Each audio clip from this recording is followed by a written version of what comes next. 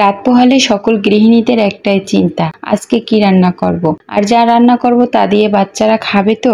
আজকাল বাচ্চারা তো মাছ মাংস ছাড়া কিছুই খেতে চায় না, এদের জন্য তো অন্য কিছু রান্না করতেও ভয় লাগে, যদি না খায় তখন কি হবে। সো হ্যালো এভরিওয়ান, আসসালামু আলাইকুম। সবাই কেমন আছেন? হয়তো আমাদের মায়েরাও এভাবে অনেক চিন্তা করে রান্না করত, কিন্তু আমরাও তো খেতে গিয়ে অনেক নাক ছিটাতাম যে এটা খাই না, ওটা খাই না, এটা পছন্দ করি না, ওটা পছন্দ করি না। তখন বাবা মায়ের পছন্দের অনেক খাবারই আমরা পছন্দ করতাম না, কিন্তু এখন সংসার হয়েছে, এখন সবকিছুই পছন্দ করি।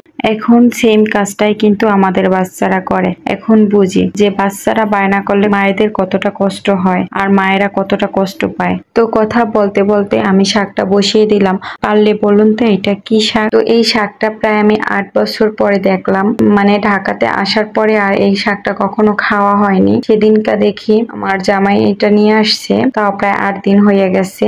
প্রতিদিন রান্না করব করে আর করা হয় না। তো যাই হোক, আমি এখানে কিছু কচুর ছড়া কেটে নিচ্ছি।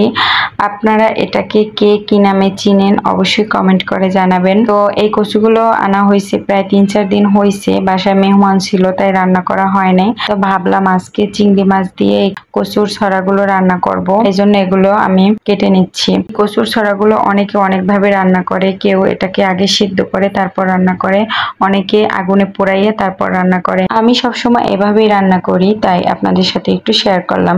এদিকে আমার শাক ভাজিটা হয়ে গিয়েছে, এবার এটাকে আমি একটা বাটিতে তুলে নেব। আর শাকের চেয়ে আলুটা বেশি হয়ে গেছে, কারণ এখানে শাকের পরিমাণ কম ছিল, তাই এখানে আমি একটা আলু দিয়ে তারপর শাকটা ভেজে নিয়েছি। আর আমার বাচ্চারা আলু অনেক পছন্দ করে। এরপরে কচুটা সেদ্ধ করার জন্য আমি একটি পাতিলের মধ্যে আগেই পানি ভালোভাবে ফুটিয়ে রেখেছিলাম। এর মধ্যে আমি 1/2 চামচ পরিমাণে হলুদ দিয়ে কচুটা দিয়ে ভালোভাবে সেদ্ধ করে নিয়েছি।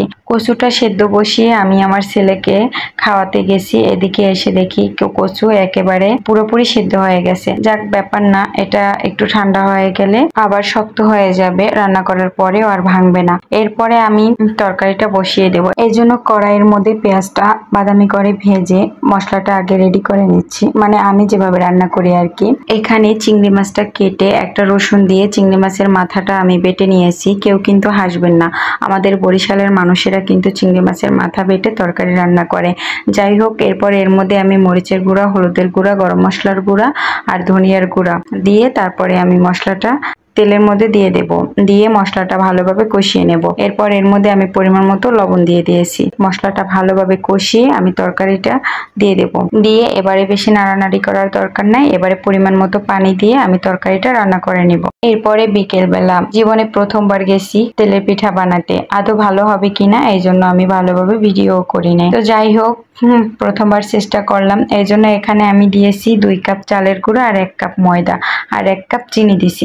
2 কাপ চালের গুঁড়া আর 1 কাপ ময়দাতে 1 কাপ চিনিতেই মনে হয় মিষ্টিটা ঠিকঠাক ভাবে হয় আর কি। এবারে হালকা কুসুম গরম পানি দিয়ে আমি বেটারটা তৈরি করে নেব। এরপরে কড়াইয়ের মধ্যে তেল দিয়ে তেলটা ভালোভাবে গরম করে এর মধ্যে 1 চিমটি পরিমাণে লবণ দিয়ে দেব, যাতে পিঠাটা নিচে লেগে না যায়। এরপরে আমি দেখুন, এরপরে বেটারটা দেওয়ার সাথে সাথে কত সুন্দর ফুলকো ফুলকো তেলে পিঠা হয়ে গেল। আমার জীবনে প্রথমবার এত সুন্দর পিঠা হবে আমি কল্পনাও করতে পারিনি। এরপর মন চায় আমি শুধু ভাজতেই থাকি, কারণ পিঠা সুন্দর হলে ভাজতেও অনেক ভালো লাগে, মনটাও অনেক ভালো লাগে।